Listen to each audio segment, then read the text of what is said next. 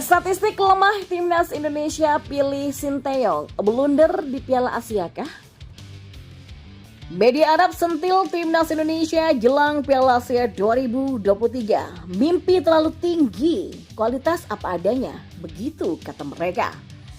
Simak selengkapnya di sini bersama saya untuk Anda.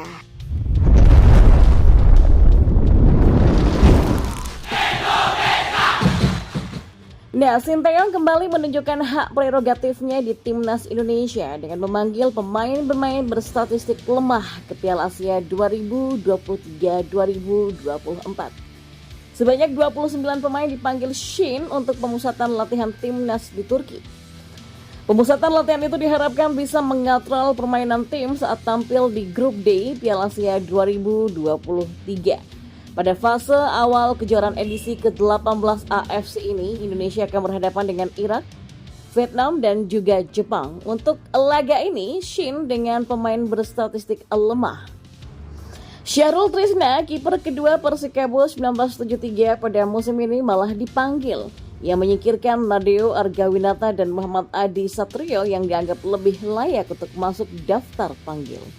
Adapun Muhammad Riyandi kembali menjadi pilihan utama Persis Solo, sempat menepi pada putaran pertama Liga 1. Pemuda berusia 23 tahun ini langsung inti lagi begitu pulih. Wajar namanya masuk dalam daftar. Nah, mengacu pada statistik milik PT Liga Indonesia Baru, ketiga kiper yang dipanggil Shin juga tidak begitu menonjol. Catatan penyelamatan ketiganya masih kalah dari Nadeo dan juga Reza Arya. Untuk posisi back, tidak ada nama kejutan, semua adalah pemain langganan panggilan Shin, hanya Justin Hubner sebagai wajah baru setelah resmi disumpah menjadi WNI pada awal Desember lalu. Dari 10 back yang dipanggil Shin, kondisi Jordi Amat dalam sorotan. Back Johor Darul Takzim ini sedang sering membuat blunder. Tidak hanya di klub tetapi juga saat bermain bersama timnas. Jordi membuat blunder fatal ketika melawan Irak dan Filipina di kualifikasi Piala Dunia 2026. Hal ini perlu menjadi perhatian Shin agar kepercayaan diri Jordi meningkat kembali.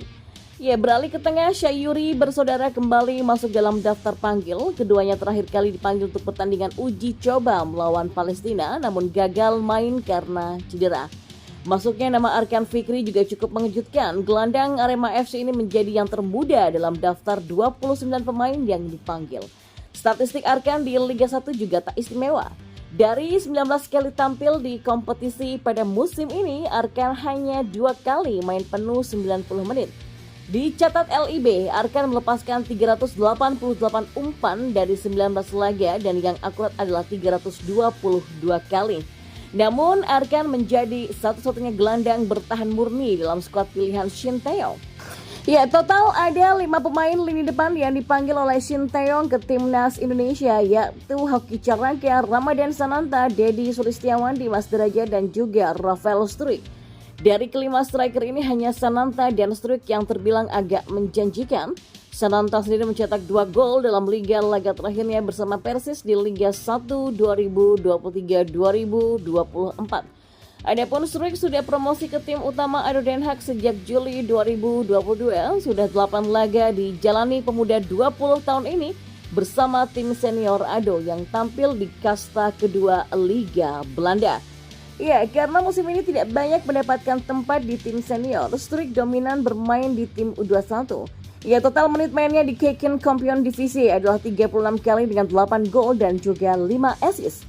Kondisi Dendi dan Dimas juga relatif sama. Dendi baru mencetak 1 gol saja dari 22 laga musim ini, sedangkan Dimas Derajat masih belum membukukan namanya di papan skor. Kondisi ini cukup menjadi perhatian.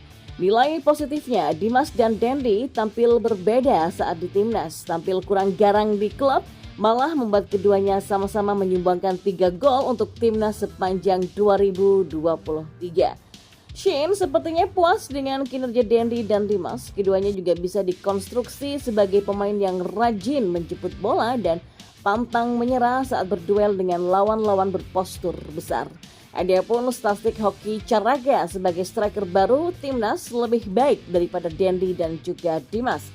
Pemain 19 tahun ini juga sudah melesakkan 3 gol dan sudah menyumbangkan 1 assist untuk PSS Sleman di Liga 1. Ya, kendati begitu, Hoki harus bekerja keras agar masuk dalam daftar squad final. Jika tidak memperlihatkan potensi lebih besar selama pemusatan latihan, niscaya akan dipulangkan. Apalagi timnas Gubahan Shin ini tidak mengandalkan striker sebagai ujung tombaknya, winger menjadi tumpuan. Buktinya Witan Sulaiman dan Egy Maulana Fikri jadi yang tersubur selama 2021 sampai 2023. Witan menjadi pemain tersubur dengan koleksi 9 gol, disusul oleh Egy dengan 8 gol. Totalnya gol yang diciptakan pemain winger adalah 30 berbanding 21 gol dari pemain depan. Lantas, bisakah timnas Indonesia bersaing di Piala Asia 2023 pada 12 Januari sampai 10 Februari 2024 nanti? Persiapan di Turki dan Qatar akan menentukan hasil akhir sentuhan dari Shin Tae-yong. Ya, uji coba melawan Libya pada 2 dan 5 Januari akan menjadi tolak ukur kelayakan membela timnas.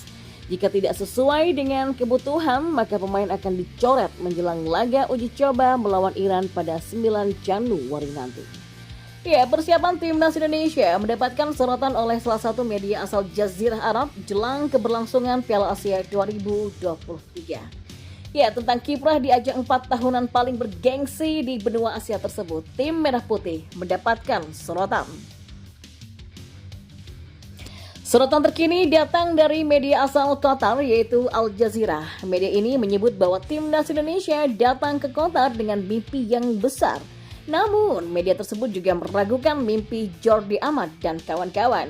Pasalnya, timnas Indonesia dianggap tidak punya kemampuan yang mumpuni. Timnas Indonesia di Piala Asia 2023 itu ambisinya besar tapi kemampuannya seadanya. Tulis judul berita dari Al Jazeera soal timnas Indonesia.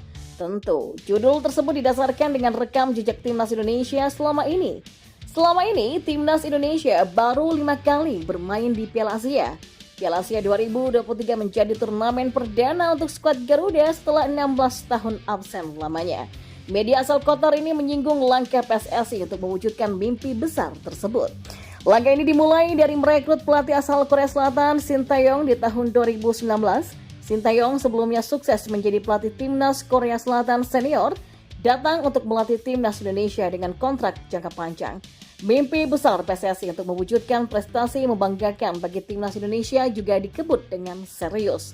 PSSI juga mengebut skema naturalisasi untuk persiapan Piala Asia 2023. Nah, untuk persiapan turnamen Piala Asia 2023 sendiri, ada 7 nama pemain naturalisasi yang diboyong ke skuad timnas Indonesia. Selain itu, PSSI juga masih melakukan proses naturalisasi untuk beberapa nama yang sudah bersedia membela timnas Indonesia.